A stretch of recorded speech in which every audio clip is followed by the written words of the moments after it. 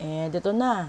Ano, Dark and Light Side episode 65 Saturday, November 25th. Diba?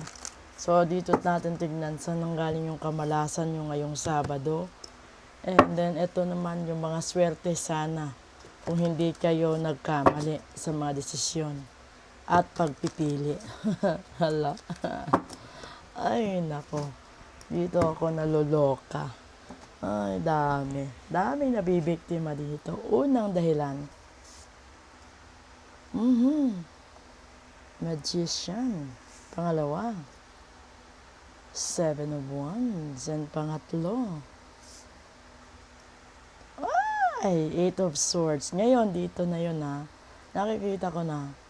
Una kasi, magician. So, ibig sabihin, pinapaniwala ka niya. Halimbawa, sa mga kasinungalingan niya. No? Pinagmumukha niyang tama na yung mga pinaglalaban niya. Ito yung pinakamagandang example nung naalala ko sa isang mag-asawa.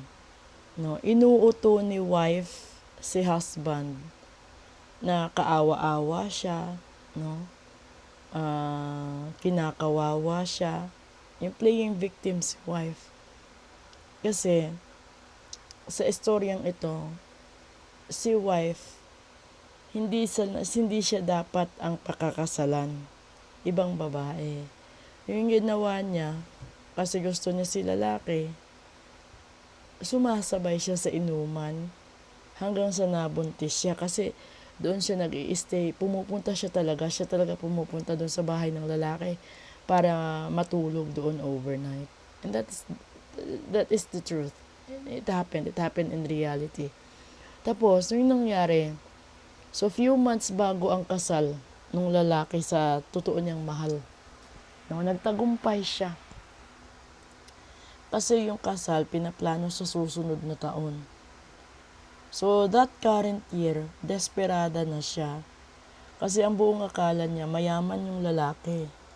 Ang buong akala niya, maiaahon siya sa buhay, sa hirap, di ba?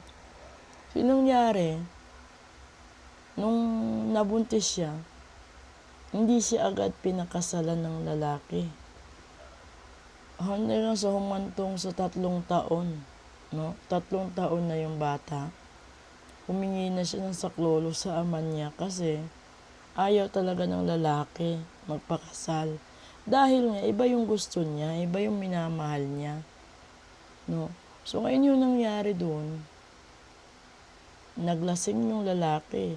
Araw-araw, halos maglasing araw-araw. No? Pag ganun yung tipo ng lalaki, maiintindihan mo na wala na siyang kagana-gana sa buhay kasi doon na siya nakaka-focus sa inuman. Wala na sa'yo. Meron man sa'yo, pero mas marami yung oras niya sa ibang tao. Sa inuman. Kasi meron siyang dinadamdam sa loob niya na hindi niya natupad. Hindi na rin niya maibalik. Kasi nangyari na di ba? So ngayon yung nangyari, naglasing siya. Normal. Nangyari na may kasalang bayan kinaumagahan. Ngayon yung ginawa, kung saan siya nakipag-inuman, no? Pagkagising niya, nag-ando na yung papa ng babae. May dalang itak, sinabi, pakakasalan mo ngayon anak ko o hindi? Papatayin kita, may ganun, di ba? So, nandun yung threat. Siyempre, kakamulat lang niya galing sa pagkalasing, di ba? O diretso siya sa simbahan sa kasalang bayan. Wala siyang choice eh. Nung nangyari na yon, yung family niya, walang kaalam-alam. Siguro alam din ng iba, pero yung iba hindi. Ayaw kasi ng family ng lalaki doon sa babae. Kaya doon marami pang conflict. So, walang choice si lalaki na ikasal siya. Pero, nung ikinasal siya sa taong yon, yung nangyari, hindi talaga nirehistro ni babae sa PSA yung kasal nila sa simbahan. Kasi, alam niya na mahirap yung lalaki. Late niya na na-discover na yung malaking bahay pala o yung mga bahay na yun, hindi pala sa magulang ng lalaki, kundi caretaker lang pala yung mama niya doon. Pero yung mga sasakyan hindi rin sa kanila. Ganun. So, doon siya natauhan nung nalaman na niya na yung inaakala niyang mayaman, peke pala. No? Hanggang sa nabogus siya doon. Tapos, ba nakarma siya. Ngayon yung nangyari, may pagkakamali din yung lalaki. Kasi kung talagang mahal niya, yung gusto niyang pakasalan, kahit lasing siya, kahit patayin siya siguro sa simbahan, hindi ka magpapakasal. Bakit mo pipilitin ang sarili mong ikasal sa taong nabuntis mo lang dahil sa kalasingan? Pwedeng sabihin na sa kalasingan talaga kasi ganun naman eh. Siya naman talaga pumunta. May mga ganun sitwasyon, di ba? So ngayon, hindi ko ito ako makakarelate yung iba. Pero totoo ito nangyari sa isang kliyente ko.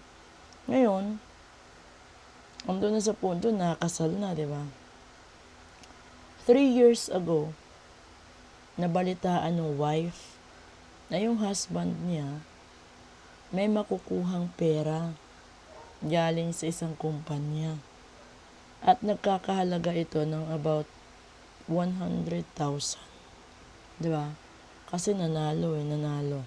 Nanalo sa korte. Ngayon, nung nalaman niya yan, the same year, 3 years ago, the same month din ito, November of 3 years ago, month of November, 3 years ago, pinarehistro niya agad sa PSA yung kasal nila kasi ayaw niya na yung perang makukuha is mapupunta sa magulang. Kasi siyempre, kasal siya sa simbahan pero hindi rehistrado sa PSA. So may nagturo sa kanya na iparehistro mo sa PSA ang kasal nyo para kung makuha man niya yung pera, hindi lahat mapunta sa magulang at mapunta sa kanya. Yung sabi pa ng babae, gusto ko lahat ng pera mo ibibigay mo sa akin kasi ako ang asawa mo. Yung lalaki, kahit mag-abot ng 1,000, 2,000 sa ina, dahil may high blood, nag-aaway sila. Dahil ayaw niya na magbigay yung husband niya sa mama no husband kasi gusto niya sa kanya lahat. Kung gaano kapangit na ugali, di ba? Tapos yung babae, kumpleto sa bisyo. Sugal, barkada, no? Hindi rin marunong magluto. Hindi rin marunong magligpit. Hindi rin marunong mag-alaga ng mga anak. Tapos, pag may pera siya, lumalabas lang siya. Kumakain siya sa labas. Tapos, nabubusog siya doon. Yung anak niya, dadalhan lang niya ng ilang piraso. Maghahati-hati pa. Tapos, yung style niya, nagmamakaawa sa ibang tao na mahirap ang buhay, no? Kesyo ganito, kesyo ganyan. Tapos, lahat naman ng binibigay, hindi naman niya ginagastos sa anak niya. Pinambibili niya ng mga jewelries na accessories. Yung mga sidewalk na mga accessories. Yun. So, dun mo makikita na wala talaga. Ngayon dito, tignan natin. Yung baraha. This is the Knight of Cups. And then the last one, Ace of Swords. And the third, yun, Three of Cups, diba?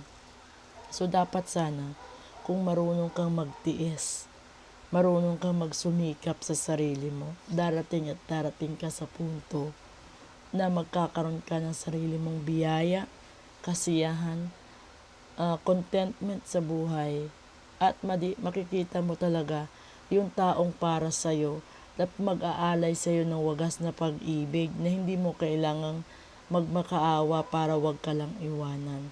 Hindi mo kailangang maglimos ng pag-ibig para lang wag kang iwanan. Ang pangit ng ganun. Move on. Okay?